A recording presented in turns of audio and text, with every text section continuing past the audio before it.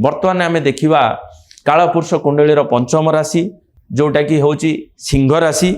सिंह राशि की जदि आलोचना कुंडली की करवा देखा सिंह राशि फास्ट हाउस रे केतु अच्छी तेणु सिंह राशि व्यक्ति विशेष मानसिक भारसाम्य हरेबे 2026 रे मानसिक भारसाम्य हरेबे कहीं स्वास्थ्य ठीक रहिबो नहीं एवं कौनसी भाग्य आपणक सहित नदवा भली परिस्थिति बुझी पारे।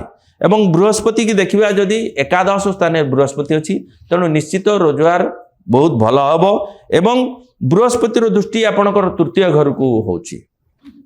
तृतीय स्थान होची पराक्रम स्थान तेणु निश्चित माने भाई मानकर किछि उन्नतिर कथा आपन को खबर आसी पारे। भाई मानकर प्रमोशन हेई पारे। भातृ विवाद थिले सेतरे समाधान मध्य घटी पारे। बृहस्पतिर दृष्टि पंचम स्थान को अच्छी।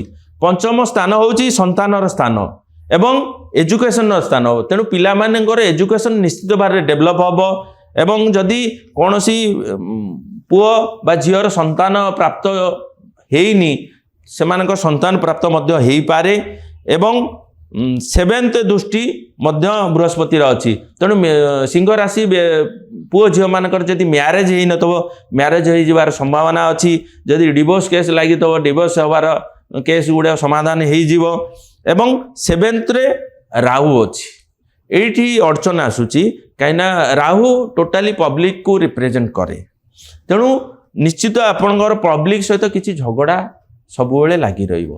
तेणु पब्लिक रे आपण झगड़ा झाटी नकरी सुखरे केमती शांति रे रहिबे सेति चेष्टा करिवे।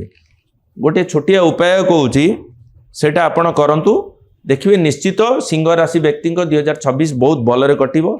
आपण संडे दिन आइदर एकमुखी रुद्राक्ष धारण करंतु। एकमुखी रुद्राक्ष मिलवा बहुत कष्ट ता बदल रे आपण 1 केजी गुड़ कौन शिव मंदिर रे वृद्ध व्यक्ति को दान कर दियंतु।